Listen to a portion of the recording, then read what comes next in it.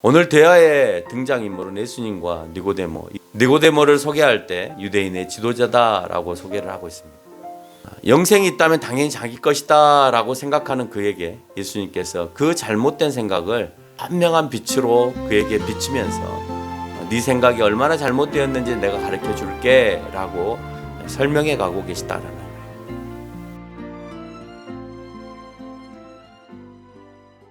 여러분 살아오면서 여러분의 삶을 바꾸게 한 말씀들이 있습니까? 충격적인 말.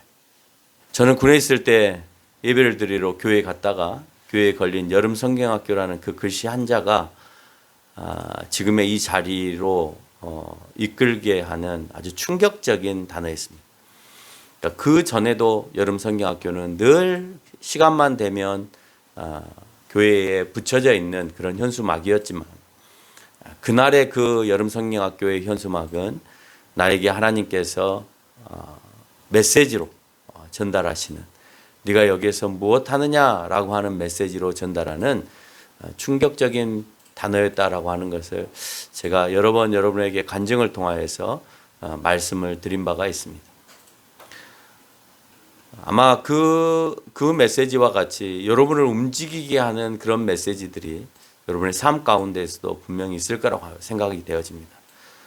그게 성경의 말씀으로 요절로도 여러분에게 있을 거고 또는 책의 글귀로도 여러분에게 남아져서 충격적으로 내 삶을 변화시키는 그런 문장들이 여러분 머리 가운데 있을 줄 압니다.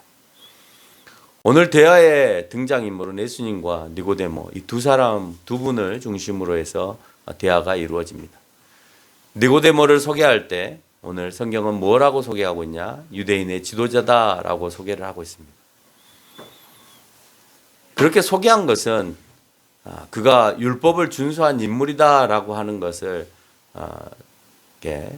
잘 드러내는 그런 단어다라고 말할 수가 있겠죠. 따라서 하나님께서 주시는 영생이 있다면 당연히 자신들의 것일 것이다라고 생각했던 사람들. 오늘 만약에 하나님의 나라에 간다면 하나님께서는 우리에게 주실 것이다 라고 당연히 생각하는 성도들이 있을 수 있을지 모르겠지만 오늘 말씀을 통해서 한 번쯤 반성해 보는 그런 시간이 되었으면 그런 생각을 합니다. 영생이 있다면 당연히 자기 것이다 라고 생각하는 그에게 예수님께서 그 잘못된 생각을 선명한 빛으로 그에게 비추면서 네 생각이 얼마나 잘못되었는지 내가 가르쳐 줄게 라고 설명해 가고 계시다라는 거예요. 니고데모는 왜 낮에 예수님을 방문하지 않고 2절에 보니까 밤에 예수님께 찾아왔을까 하는 거예요. 밤에.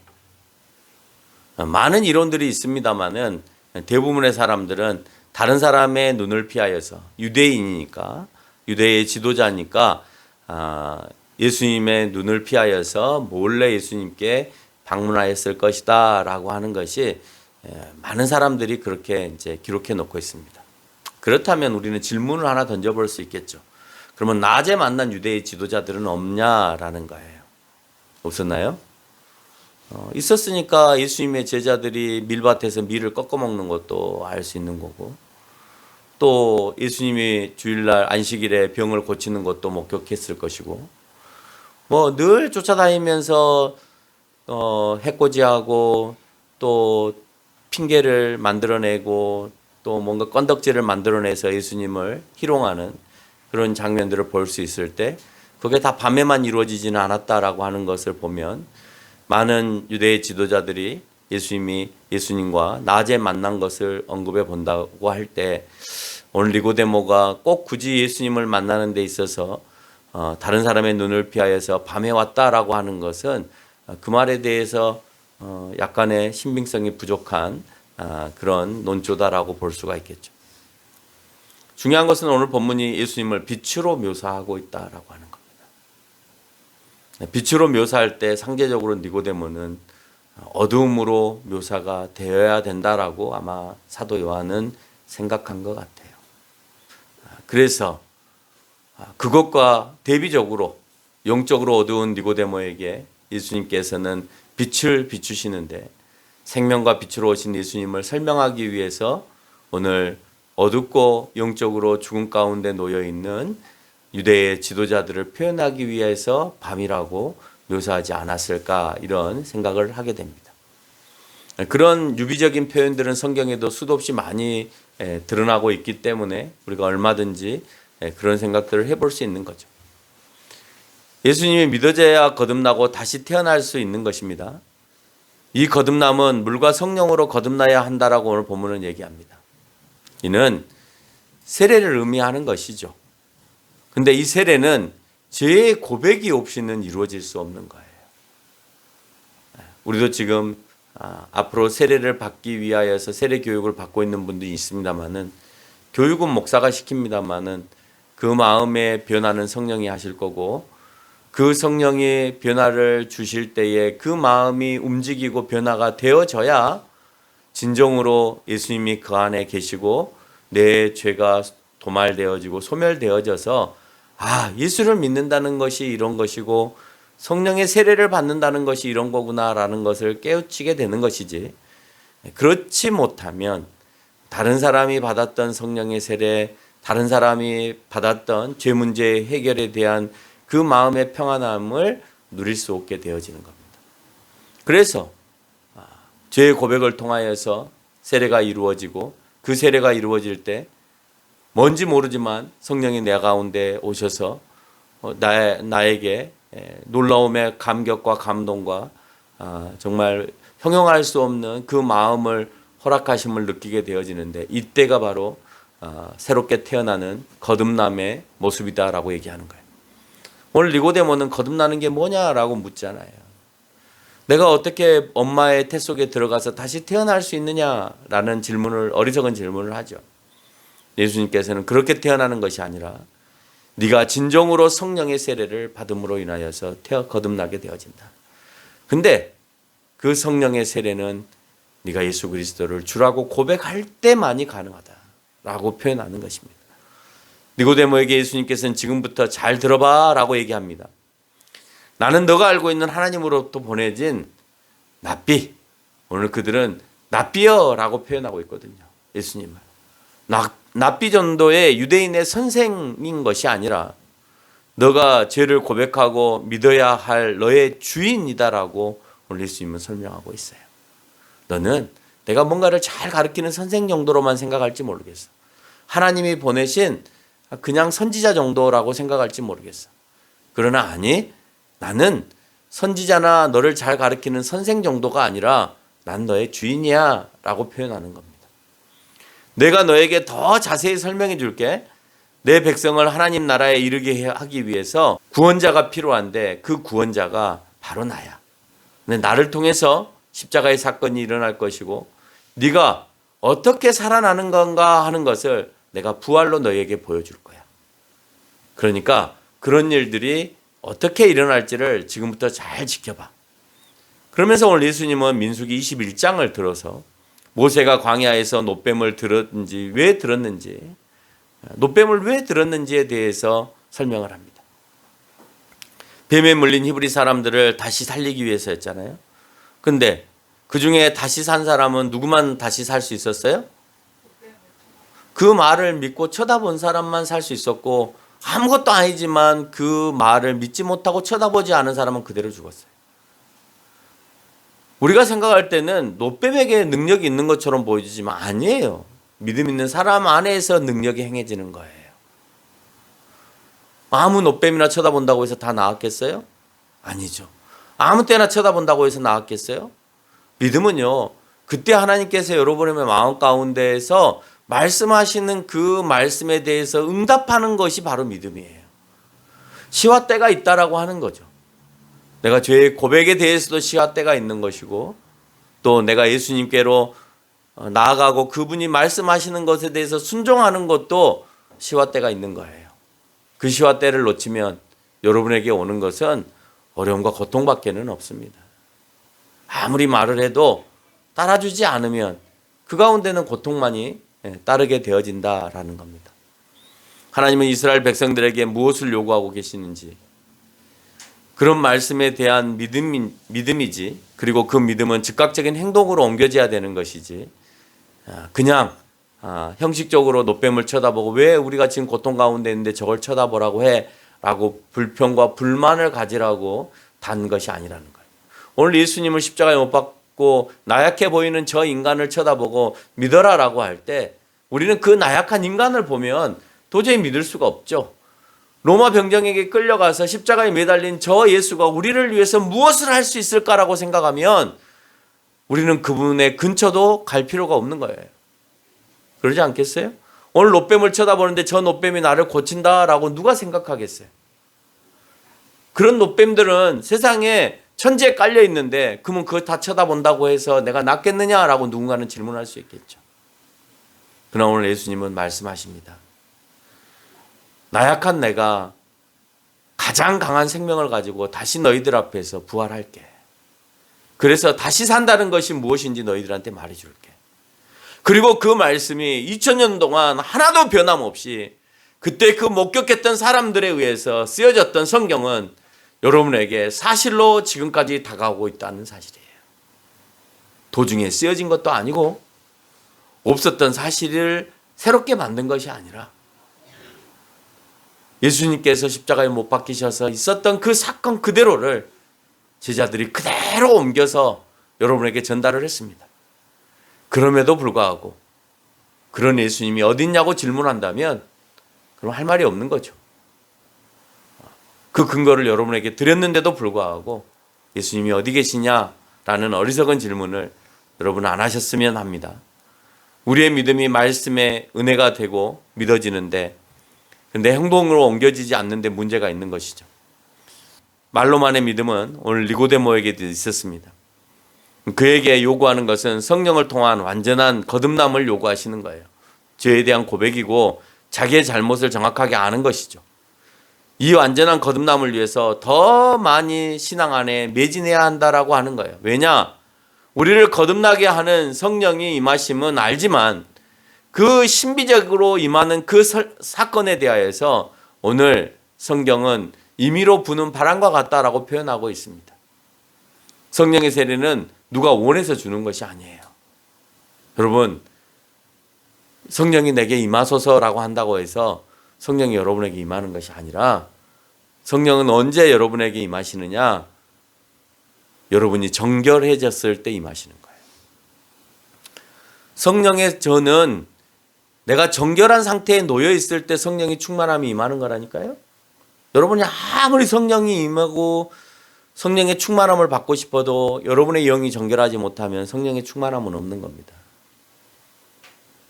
그리고 그 모든 것은 성결해졌을 때 성령이 알아서 결정하시고 알아서 임의로 우리에게 찾아오시는 거예요. 그래서 성령이 임하소서라고 하는 말 안에는 나의 회개의 기도가 내가 하나님 앞에 드리는 그 온전한 흠양의 기도가 이루어졌을 때 가능하다라고 하는 겁니다. 그럼 나는 예수님께서 그럼 나는 너희에게 왜 왔느냐라는 거예요. 왜 왔느냐? 구원을 위해서 왔겠죠. 구원을 위해서 오셨어요. 거듭나서 영원히 사는 것을 모르는 너희들에게 빛을 비춰주려고 오늘 내가 오셨다라는 겁니다. 그럼 왜 그렇게까지 하려고 하십니까? 라고 질문을 할 수 있겠죠. 예수님은 3장 16절에서 언급한 대로 너를 너무 사랑해서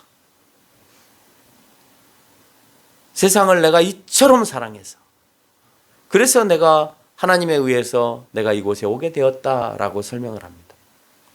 우리를 사랑하셔서 하나님께서 우리를 사랑하시고 주님이 그 사랑하시는 아버지의 마음을 읽어서 오실 수 있는 거예요. 그래서 그 사랑 때문에 하나님의 사랑 때문에 그 사랑으로 뭐 하시려고 이곳에 오셨느냐? 17절에서 보니까 우리를 구원받게 하기 위해서 오셨다라고 표현하고 있습니다. 영원히 죽지 말라고 살려내기 위해서 하나님의 자녀이니까 내 백성이니까 난 너희의 진정한 왕이니까 끝까지 나는 너희를 이끌어야 될 의무가 있어서 그래서 나는 이곳에 와서 너희를 이끌어낸다라고 말씀을 하고 계시는 거예요.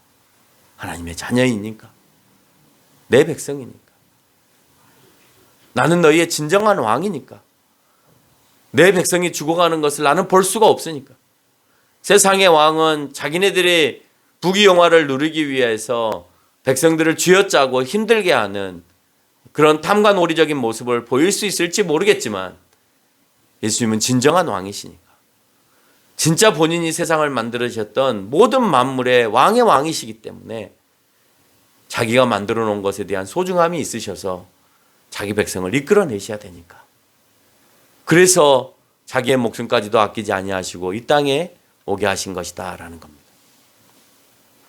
주님께서 하나님의 말씀으로 계실 때 온 세상은 아무것도 존재하지 않는 흑암의 상태였습니다. 아무것도 없었습니다. 거기에 지금 우리가 보는 모든 만물을 하나님께서 말씀하심으로 인해서 그 말씀이 예수 그리스도이셔서 그 말씀을 통해서 그냥 생겨나는 겁니다. 있으라 그러면 있을 정도의 능력을 가지고 있는 거였습니다. 그 물질에 살아 움직일 수 있도록 생명을 거기에다가 부여하셨습니다.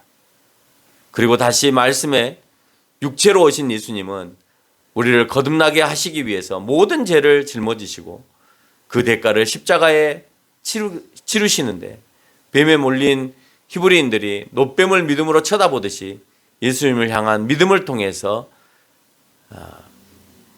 다시 보이지 않는, 여러분 눈으로 볼 수 없는 그 세계에 대해서 믿게 하시는, 그래서 하나님 나라에 입성할 생명을 부여하시는 생명의 주님이심을 오늘 니고데모에게 그 알지 못하는 그 어두움을 빛으로 설명하고 계시다라는 거예요.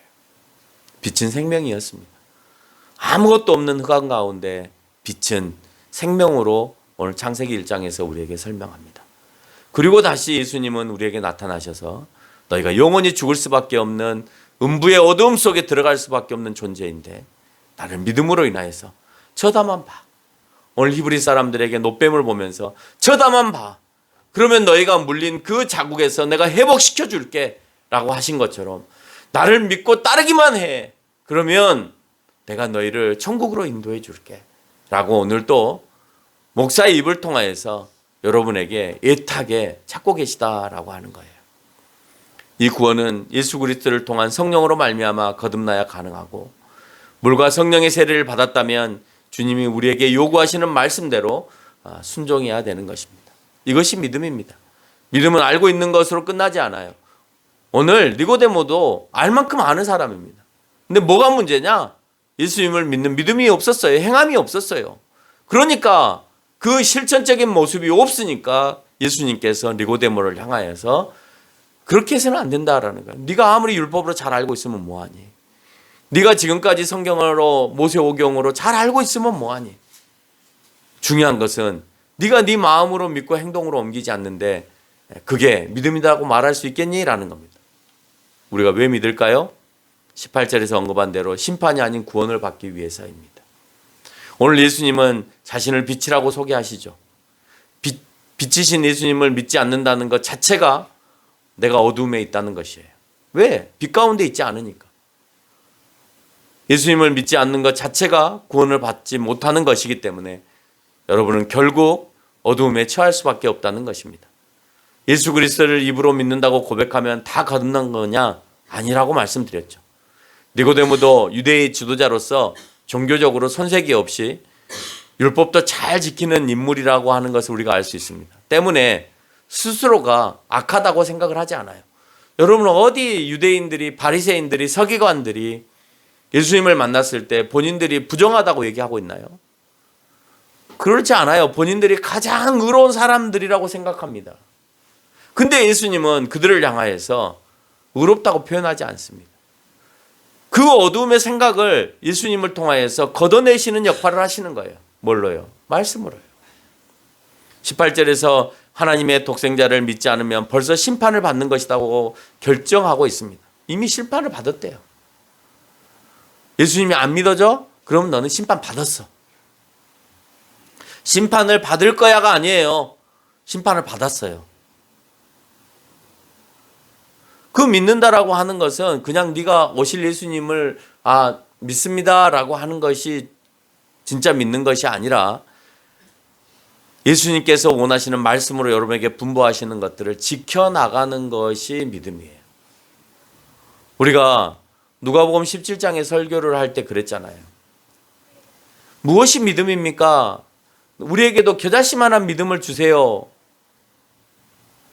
우리에게도 큰 믿음을 주세요 라고 표현할 때 너희에게는 아직 겨자씨만한 믿음도 없다라고 예수님이 말씀을 하십니다.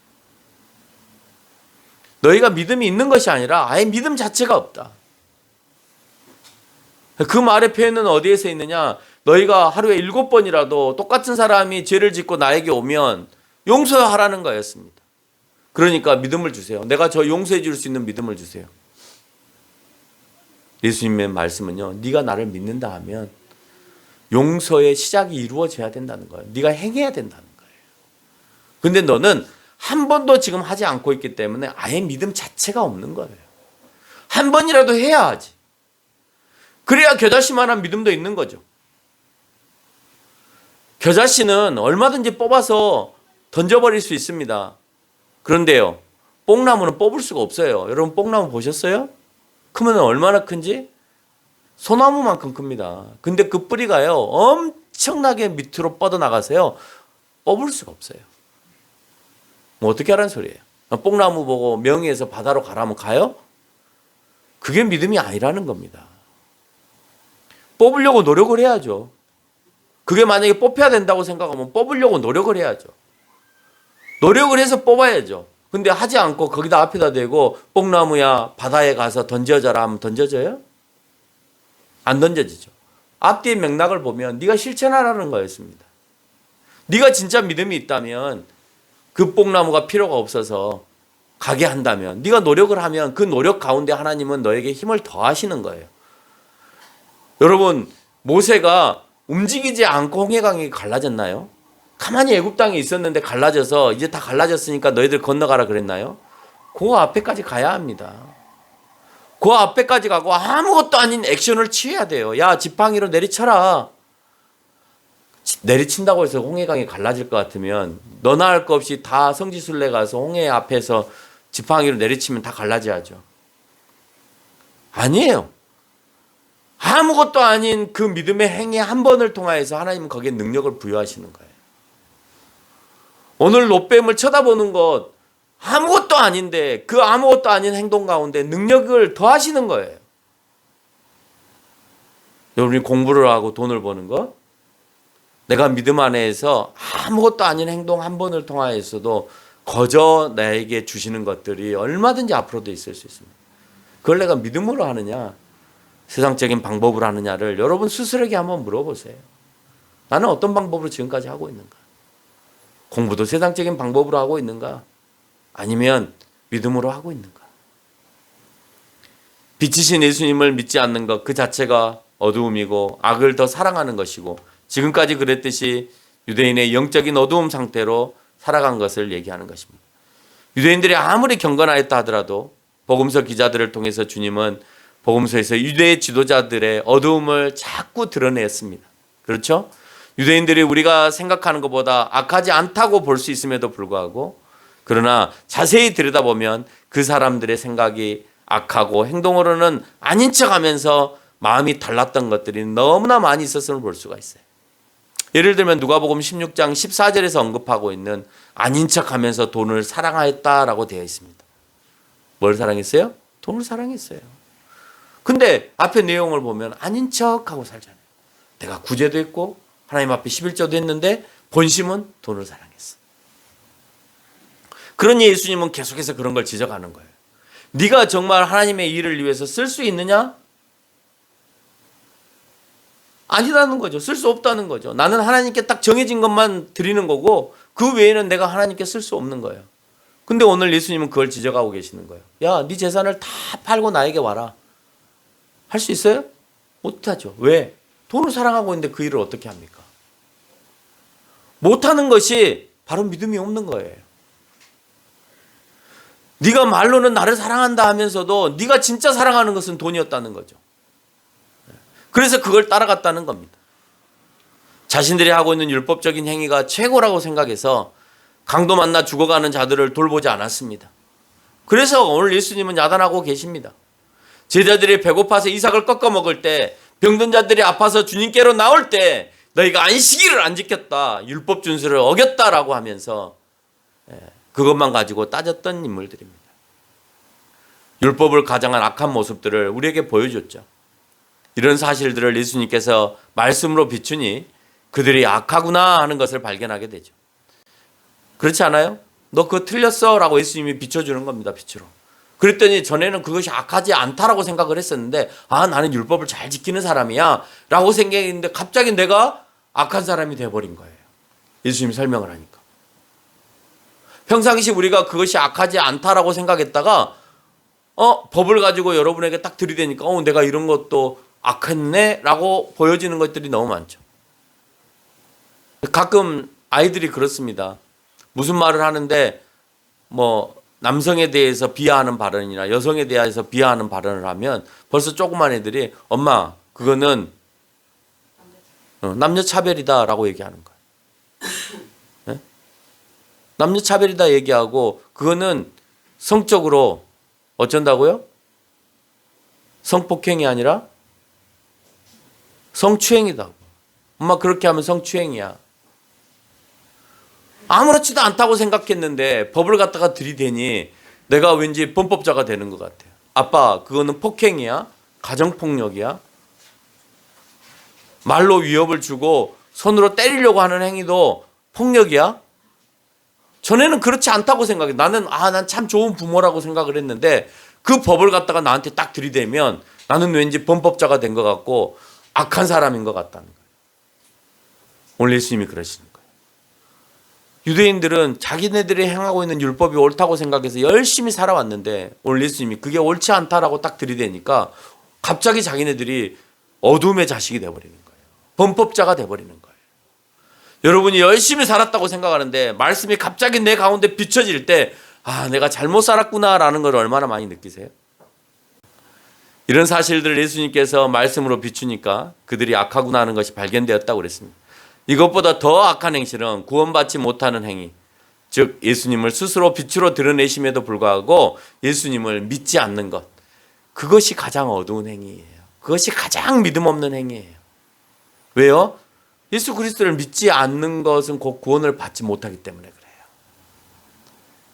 내가 세상에서 움직여지는 그 행동은 예수님을 믿고 나서 움직여지는 것이지 예수님과 단절된 상황에서 그걸 믿는 것은 그건 아무 의미 없는 행위예요. 오늘 바리새인들이 하는 것과 같은 거죠. 열심히 11조를 내고 열심히 구제헌금을 드리고 해도 예수님을 믿지 않으면 그 행위는 의미가 없어요. 예수님을 믿어야만이 구원을 받는 거고 그 믿음으로 인하여서 예수님이 하신 그 말씀들을 내가 행동으로 옮기고 싶어지는 거예요. 작은 거 하나라도 막 옮기고 싶어지는 거, 이게 믿음인 거예요. 7번 용서해라? 네. 네 걸 좀 나눠주고 오너라? 네. 나를 위해서 복음을 좀 전해주라? 네. 그런 것들을 하고 싶은 마음의 열정들이 있을 때 내가 믿음이 있구나라는 것을 알게 된다니까요. 저는 예수님을 믿어요. 백날 얘기해봐야 아무 의미 없는 거예요. 예수님이 분부하신 그 말씀들이 내 안에서 살아서 역사하고 있느냐 없느냐, 형식적으로 하고 있느냐, 막 그것을 하고 싶어서 어쩔 수 없느냐, 오늘 예수님의 마음처럼 내 백성을 살리고 싶은 그 마음의 열정이 나에게도 있느냐, 정말 예수님을 내가 주인으로 모시고 싶은 그 마음의 열정이 있어서 하나라도 더 해주고 싶은 마음이 있느냐. 네? 여러분 그런 마음이 있냐 이거예요. 여러분의 자녀를 위하여서 뭐가 아까우세요? 물론 아주 개차반 같은 자녀가 있으면 해주고 싶지 않겠죠. 맨날 속만 썩히고 그러면 어떤 부모가 해주고 싶겠어요. 근데요, 어지간하면 부모는 입에 있는 밥까지도 빼서 내 자녀가 배고프면 주고 싶어요. 이게 사실 부모의 마음이에요. 그렇지 않아요? 내 어머니가 아파서 누워 계시는데 자식이 누워 계시든지 말든지 내버려 둬요? 그런 부모가 있어요? 없죠. 오늘 예수님이 우리의 만왕의 왕으로 오셔서 자기를 희생하시고 자기를 희생해 가면서까지 우리를 살려내시겠다는 거예요. 우리가 그런 은혜를 받았는데 내가 그 만왕의 왕께 아무것도 안 하고 있다고요? 그게 말이 돼요? 사람들도 내 자녀를 위해서 주고 싶고 내 부모를 위해서 주고 싶은데 나를 구원하셨다며. 예수님이 자기가 육체의 몸을 입고 와서까지 죽음에 이르기까지 우리를 살려내셨다며요. 근데 오늘 예수님이 분부하신 그 말씀에 대해서 난 몰라. 나는 그냥 이 세상에서 잘 살 거야. 예수님 뭐라 하든지 말든지 나는 구원하고 상관없어 하고 산다? 여러분, 그러니까 믿음이 없는 거죠. 여러분, 믿음이 있느냐 없느냐는 예수님의 말씀이 정말 달콤해서 그렇게 하고 싶어, 옮기고 싶어 라는 마음이 있는지를 물어보시라는 거예요. 있으시면 그러면 여러분은 하나님의 자녀죠. 다른 건 눈에 안 보여요. 돈 버는 거, 그러나 예수님의 일이 우선이면 좀 덜 벌더라도 멈추는 겁니다. 아무리 벌고 싶어도 멈추는 거예요. 하고 싶어도 안 하는 겁니다. 예수님께서 그들을 향해 비췄습니다. 아무리 본인들이 율법을 잘 지킨다고 생각해도 바리새인들과 서기관들과 사두개인들인 말과 행동과 그 양심을 읽고 비추면서 자신들이 얼마나 악했는가 하는 것을 계속해서 복음서에서는 복음서의 기자들을 통하여서 오늘 보여주고 있는 겁니다. 봐, 너희들이 깨끗했니? 너희들이 정말 옳은 행동을 했니? 네가 정말 하나님의 말씀을 따라 들었니? 안 들었지 않냐? 지금까지 우리의 삶이 때로는 악하지 않다고 생각하면서 살 때가 있습니다. 그러나 성경의 말씀을 비추면 내가 잘못 살았구나 하는 것이 선명하게 드러나게 된다는 거예요. 여러분, 그럴 때가 없습니까? 요즘 학생은 욕 좀 하는 것이 부끄러운 것이 아니라 또래랑 사귀기 위해서 당연한 것이라고 얘기합니다. 욕 좀 해야지. 욕 좀 할 줄 알아? 욕 좀 할 줄 알아야죠. 근데 그게 부끄러운 거여야 되는데 부끄러운 게 아니라 당당한 거예요. 욕 좀 못해. 그러면 친구들한테 창피한 거예요. 욕 좀 할 줄 알아야 돼. 어른들은요, 내 아이를 위해서 다른 아이가 어떻게 되든지 간에 내 자녀 위주로 학교에 와서 주장을 합니다. 저 아이가 공부를 못해서 우리 아이 바꿔주세요. 저 아이가 너무 우리 아이를 괴롭혀서 좀 다른 반으로 보내주세요. 같이 못하겠어요. 전학 보내주세요. 누구 위주예요? 다 자기 위주예요. 그 정도는 해야 요즘에 부모 역할을 한다라고 생각하는 겁니다.